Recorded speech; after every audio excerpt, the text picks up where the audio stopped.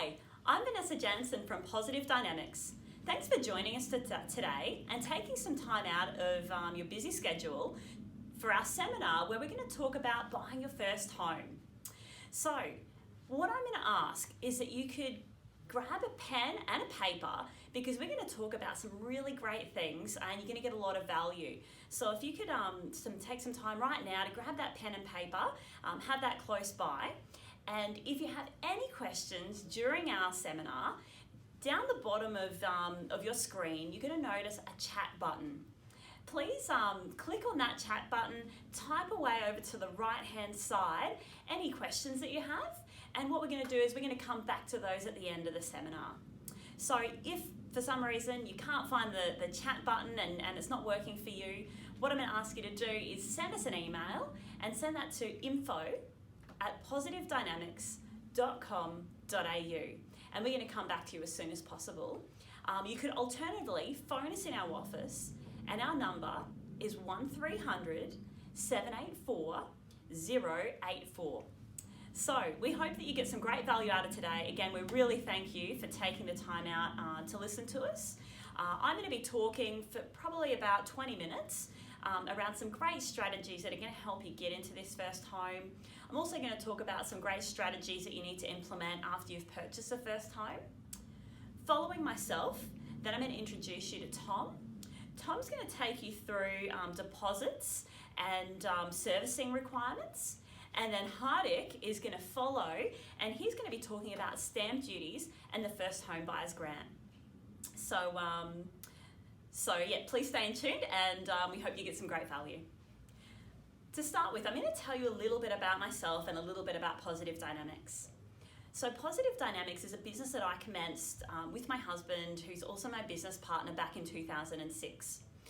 I've got my university degree, along with Hardik and Tom and our team. They also have a university degree. Mine in particular is in banking and finance, and extended major in accounting and funds management. As you'll see, there's a few different awards I've received during my time in the industry, and what makes us different to other financial planners is that we hold our own Australian Financial Services licence.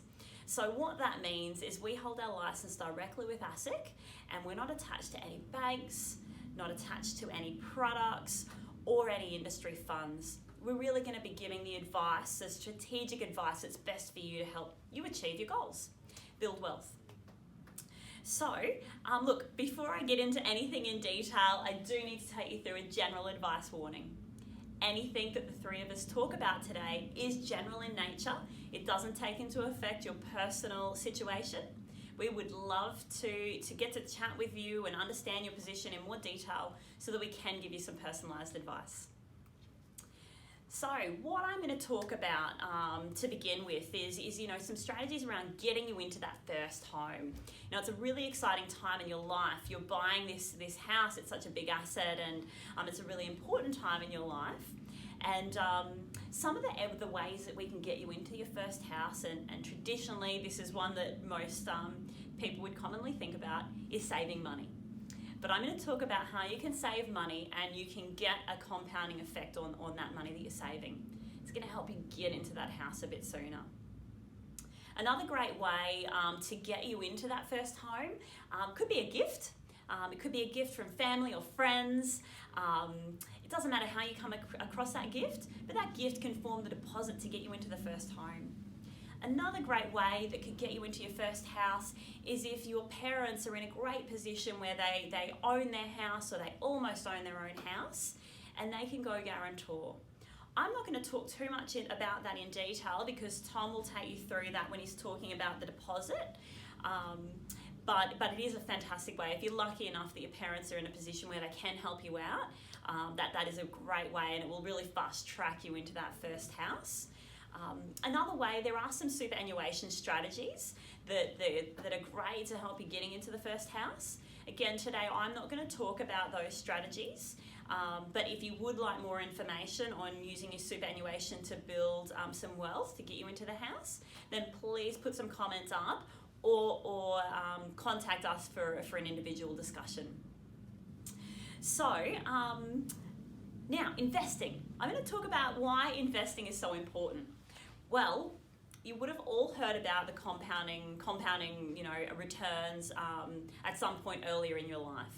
If you haven't heard about it post-school, you definitely would have learned about it during school. Now, you don't need to know too much. Apart from compounding returns, you start off with a little bit of money. You invest a little bit more money every week or every month or whatever period you can add to that, and this money is going to just grow. Even without those regular contributions coming in, if you just started with $100 and we're getting a compounding return, it's going to snowball. That initial sum is going to turn into something much greater. We've got a couple of great quotes here. So one's from Albert Einstein and one's from Warren Buffett. And they're both talking about, compounding returns being, one of the world's most beautiful things. Warren Buffett, he talks about young investors, the biggest risk they can take is actually not taking risk at all. So talking about compounding returns, I'm going to give you an example of something just to show you how those compounding returns work. Let's say you've got $1,000 already saved up and you want to invest that money. So you're really just early starting out on your savings for the house. You've worked through your budget and you've worked out you can save $250 a week. So you start with that initial $1,000 and you're adding $250 a week to it. And we're going to target a 10% return on average. If you're able to do that over a 5-year period, you'll have a regular deposit, you will have saved $65,000. Now, if you put that into a bank account without any interest return, that is exactly what you'll have in your bank account in 5 years' time, $65,000. However, if we put this money to better work for you and we're able to target a 10% return, that's simply by coming and seeing us, and we're going to give you some advice on how to get this money working better for you, you will actually have $85,000 over that period of time. So it's compounding returns are really brilliant. This is an example using $1,000 initially and $250 a week. Depending on your situation, you might be able to start with a larger amount, or you may be able to add more money in. So great strategy though, really, if you can't take advantage of your parents helping you out into the first house, this strategy is probably one of the second best. So there are some important things that you need to consider post a finance approval. So, you can look at these strategies prior to finance approval. They're important at any time, but very much so as soon as you've got that finance approval, you really want to come and meet with us so we can take you through and address these areas. Now, what we're going to talk about is insurance protection. So really just protecting that asset that you've just purchased. We're going to talk about money management. So money management is just simply put, making sure that you're planning for the future, you're putting some money aside, and we're going to talk about that more in detail. Also some improvements to your superannuation. It's a great time when you're thinking about building wealth for retirement. This house, one day you're going to own. And I'm guessing the reason you're getting into it and you're buying a house is because you want to own it one day. If we can also help you have lots of income when you get to retirement, that would be a great outcome for you. So please have a look at your super, and let's look at some strategies how we can get that working better for you. And so talking about protecting your wealth, we have a great visual here where we're looking at buying your house. You've just bought your house. Now you think about this house that you purchase. When you go and purchase it, one of the first things before you purchase it, one of the first things that you do is you get a building and pest inspector to come through the house and check, is there anything wrong with this house? Is it going to fall down? They're gonna look at the walls and they're gonna see if there's any cracks. They're gonna check the foundations and make sure it's not gonna fall over. And that's a really important part that you will engage in prior to purchasing the house. It'll form part of your contract. Now let's say you've purchased this house, the house is fine, it's not falling down at all, but what if something happens to you? What if you lose your income? What if you get sick or you get injured? we need some really strong pillars holding that house up, and that's where we come. Insurance is a solution. It's something that's cheap, it doesn't cost you a lot. We can look at the best strategy, so your super fund may be able to pay the premium rather than coming out of your cash flow. But it's something that's incredibly important, because if you don't have that insurance, and you just have a think right now, if you didn't have your income, but you did have a commitment of a mortgage, loan repayments, if that income wasn't there for 6 months, what would you do? How would you make those repayments? So insurance is something that's really important that you do come and meet with us. We'll be able to give you the recommendation on the best structure, on the correct amount of cover that you need, because you probably want to cover not just the mortgage, not just the loan amount. You probably want to cover a bit of extra, to help out your family, to help out with other expenses you may have at that time, and that's something we certainly give you advice on. We'll also have a look at the super fund and just see how we can structure that. Have a look if you do have any insurance currently, because that's an important one, and sometimes that's missed. We don't want you to be paying too much money in premium, so that's something we can review for you. Now in life, we kind of look at your financial position in having two major risks. One is dying too soon, which we've covered off with insurance. Insurance can help you out in that area. And the other is living too long. So that's what we're going to talk about now. We're going to jump into a bit of education around why you might want to look at your super at an earlier time in your life. So this chart looks very busy, and I'm going to make it very simple for you to understand. Down the bottom here, we've got 1950, and these little lines, every line is a year, and it ends at the end of 2017. So it's a 2018 index chart.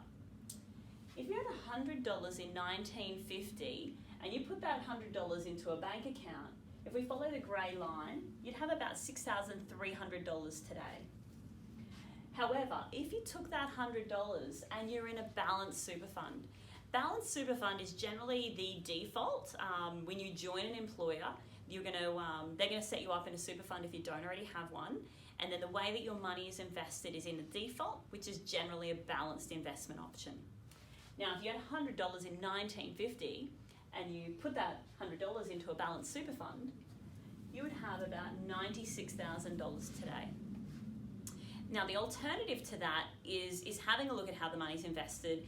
And I'm going to give you the example. If you had all the money in Australian shares, if you had $100 in 1950 and you put it into Australian shares, it's a dark blue line, and you'd have about $210,000 today. Now that strategy, I'm sure you're all thinking, I would much prefer $210,000 as opposed to $96,000 or even the $6,000. But what you've got to be prepared to do is you've got to be prepared to have time on your side and to ride out market movements. The market's going to be up and down all the time. And as long as you've got time on your side, then that's okay. So with that in mind, what I'm going to do now is I'm going to give you an example of James. So James, he is 35 years old. He's a father, and he's got a tight budget. So he has asked us to put his insurance premiums to be structured out of his super fund. But we still want to make sure his super is growing as much as possible for his retirement. So James's super balance is $100,000. His current income is $75,000, and he's receiving 9.5% super contributions from his employer. If James was in a default balanced option with Sun Super, he would have made, and I'm just using Sun Super's 10-year average that they've received over the last 10 years, he would have received 6.4%. Now, 30 years down the track, James is coming to retirement. He's now 64, and he would have $1.3 million. However, if James was not with Sun Super and James was with Legal Super in their balanced default option, their 10-year return sitting at 5%. James would actually have $941,000 over that same period of time. So if James knew earlier on that he was going to get a better result in this balanced fund with Sun Super, I'm sure he would have chosen Sun Super over Legal Super. Now, another option that James could have taken back when he was that young 34-year-old, he could have decided to be invested in a high growth investment option. If he did that, and look, that investment option is available to any super fund. So we don't need to really look at which super fund you're with if we're just looking at their high growth investment option. Keeping in mind, every super fund is going to give you a slightly different result depending on how they're investing the money, and we would love to give you some personalised advice on which super fund would be most suitable to you. But now just using an industry standard for a high growth fund, which is a 10% return, if James had that money invested over the same 30-year period, averaging 4 and 5% more than these other super funds, he would have received $3.3 million on his retirement. I'm sure James would be much happier retiring with $3.3 million as opposed to 1.3. So these are some things that we can look at for you, and any time is good to look at these strategies, but if you haven't looked at it prior, post-settlement is when I say it's extremely important. So moving on from superannuation, we're going to talk about money management. Now, money management for some people can be a little bit of a boring topic, but for us and for you, I'd like you to think about it as something extremely important. Money management is simply having a spending plan, and I'm sure for you out there, a great question is do you have a spending plan? Have you documented, what your expenses are? I know the bank's going to ask you a lot of questions around what you're spending money on, and they're going to go through your spending in some detail. But for you, it's a plan on what you intend to spend your money on to make sure that you can continue to build wealth. And it might be that you just want some money put aside for a rainy day. What if the fridge breaks down? What if the washing machine breaks down? I know you can probably go to the laundromat. I don't know what you'd do if your fridge broke down, but you'll probably want to have some money to cover those expenses. And that's where this spending plan is really important. And spending plan, simply put, is just listing out all your expenses. So I've got an example here of Heath and Sarah, and we've got their income. So we've listed out their income, then we've listed out their tax and their loan repayments, and then every other line by line, every other expense that they need to spend money on. So for example, there's money put in here, there's an allocation for holidays, there's an allocation for hobbies, there's an allocation for insurance premiums and school fees, and at the end of the year, they know that they're going to have a surplus after they've paid all these things of $46,000. Now that's a great surplus amount of money to have, and you mightn't be in the same position, but any surplus is great, and that's what you want to achieve. So you can either put it into the offset account, or you can put it into an investment account. We can look at something else, like I said, to help you build some wealth for later in life. So with that in mind, that concludes everything that I have to talk about. What I'm going to do right now is I'm going to hand over to Tom, and Tom's going to take you through deposits and serviceability.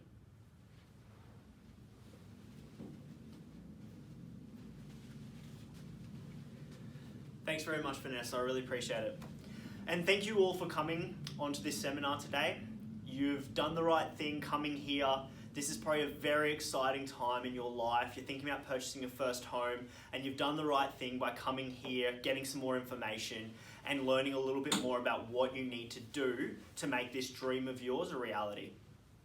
So, first of all, the biggest problem that so many first home owners have is getting the initial deposit. Vanessa spoke about it a little bit earlier. Saving up that deposit, getting that all together, it can be really hard for so many people. You've got rent, you've got groceries, you've got all of those things that you're currently spending money on. You may not be able to allocate as much as you'd want towards saving for that deposit. So what we would really love to see is every first homeowner coming into their first property with at least a 20% deposit. And the reason for that is if you have any less than a 20% deposit, you pay something called LMI. So LMI is Lender's Mortgage Insurance. Basically what that is it's a premium that you pay to an insurance company to cover the bank if you default on your loan. So it's usually quite a few $1,000s, this lender's mortgage insurance, and it's just another cost that you can potentially avoid if you can get to that 20% deposit. Now, like I said, saving that deposit may not be a reality for everybody. If you consider, you want to purchase a $500,000 property, you're going to have to put together $100,000 in savings, in cold hard cash savings, in order to get into that property with a 20% deposit. So it may not be a reality for you.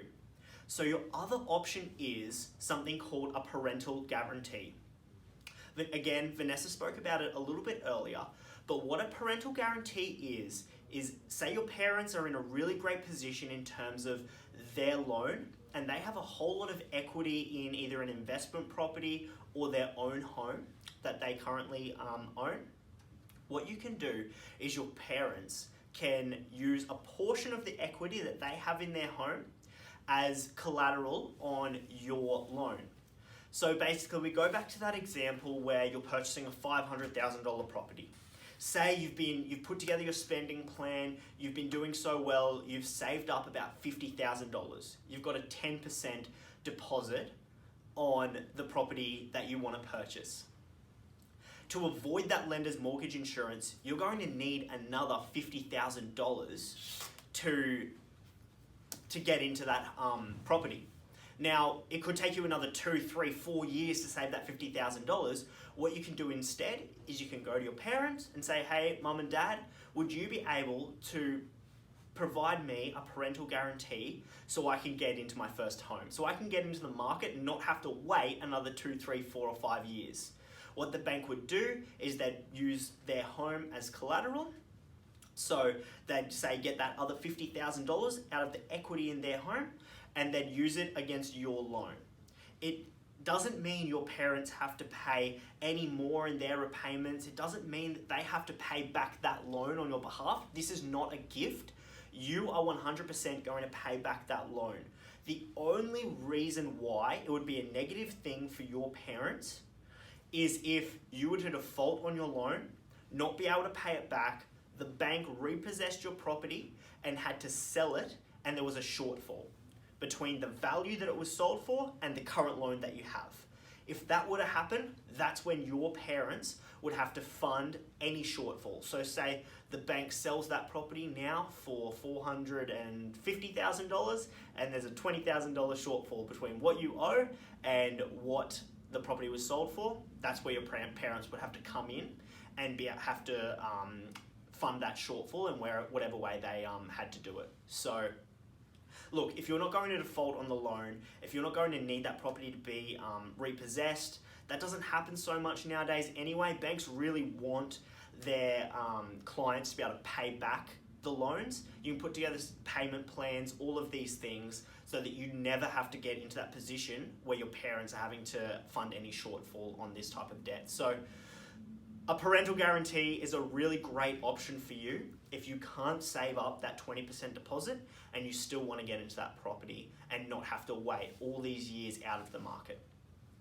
So that's number one, deposits. That's how you can get into that 20% deposit. The second part to the lending puzzle is serviceability. So serviceability is basically your ability to pay back the loan that the bank or the lender provides you. So serviceability can be measured by the bank in a couple of ways. Number one, serviceability can be measured by your ability to just continually save money. So if, say, you're living with your parents right now and you're putting money away, you're saving up for a deposit, the bank can get your bank statements, they can have a look at it, you're regularly saving $300-400 a week, something like that. They can just have a look at that and they can see that you're able to service this loan because you're making those regular savings on an ongoing basis. The second way that they can measure your serviceability. Say you're not making that much in savings, you're just saving a little bit from week to week. They can have a look at the current rent that you're paying. So you might be paying a few $100s a week in rent right now, maybe $300-400 a week in rent. They can have a look at those rental statements and they can see that, hey, you've been able to meet your rental obligations for the past 6-12 months, whatever it may be. And you've been able to meet those obligations, so there's no reason why you wouldn't be able to meet those same obligations if you were paying your own mortgage. One thing to note though, in terms of the serviceability, they don't look at what the payments will be right now. They give you a bit of a buffer for those payments. So say for example, you go into a bank tomorrow, they offer you a 3% interest rate on your first home, and that might mean that you've got to pay back, say, $500 per fortnight or something like this. What they'll basically look at is they'll add 2.5% to that 3% rate. So they measure your serviceability on paying back a loan at 5.5%. So that there's just a bit of a buffer there if interest rates were to change over time. Because right now interest rates are very low and we don't know 100% if they're going to stay that low for the entire 30-year term of your home loan. So that's a little bit on serviceability. It's important to note also how you're employed. So if you're a full-time employee, if you're employed on a contractual basis, or if you're a casual employee. If you are full-time employed, it's much easier for you to get a loan. You just have to show a few pay slips. Whereas if you're employed casually, then you might need to show a 6 months worth of consistent pay, at the same rate kind of thing, just so they know that you're not going to be out of work or something like that in the immediate future.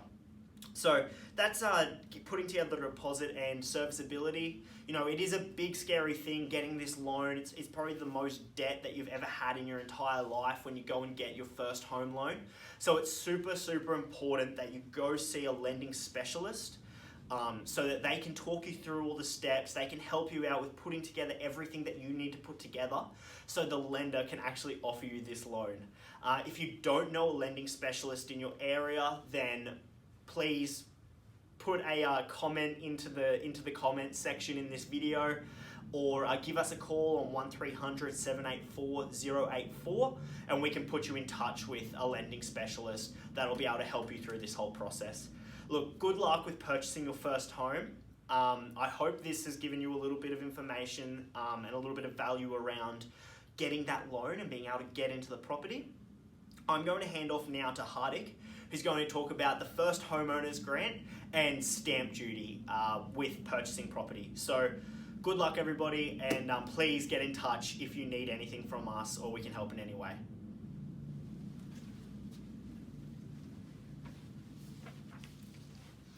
Hey guys, thank you so much Tom, that was brilliant. As Tom said, I will be just carrying on and discussing the first homeowners grant and the first homeowners stamp duty concession. The first homeowners grant, that is a state government initiative available in every state for helping people, for helping first homeowners buy their home sooner. So it is a lump sum payment. So up here in the state of Queensland, you get $15,000 paid out if you meet certain eligibility requirements. So starting with the first requirement, the most important one is if you purchase your first home, if you purchase a home in Australia that has never been lived in, and if you have not owned any property in Australia, a residential property in the past, you are eligible for the first homeowners grant. A couple of other very basic requirements. You have to be 18 years of age, an Australian citizen or a permanent resident. If you're applying with a partner, even if one of the partners, if your partner is an Australian citizen or a permanent resident, you do qualify for this grant. Now, in addition to that, the purchase, the value of the home that you purchase, it has to be less than $750,000, and that includes the value of the land. Now, let's say you've secured, you saved up for your deposit, you've already locked down a property, you've been eligible to get the first homeowners grant, you're very excited. There's more. You also might be eligible for the first homeowner's stamp duty concession.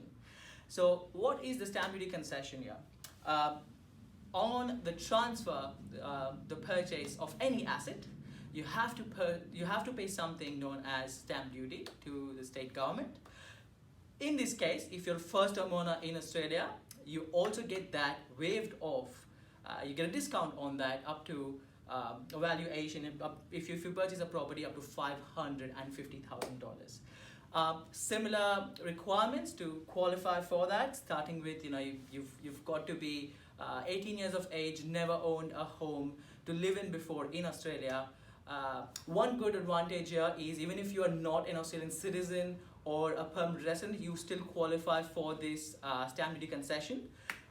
So for all of you foreign buyers out there, you'd be eligible for this, and the benefit can be up to $15,900. So quite significant saving on the stamp duty that you would pay. I'd say a lawyer is the best person to help you out and get all of these things structured for you. Get in touch with us, and we can make the introduction for you, and get you on the way to purchase your first home. I would like to hand over to Vanessa to conclude our presentation. And thank you very much, Hardik. That was some fantastic information, and it's great to know that the government has some great initiatives out there to really help us when we're buying our first home. So, if you've liked anything that you've heard today, if you're thinking that you really want to know more about how you can buy your first home now, or how you can, start getting in preparation to get yourself into that first home, I'd like you to contact us. You can contact us on email or on our phone. Our email address again is info@positivedynamics.com.au.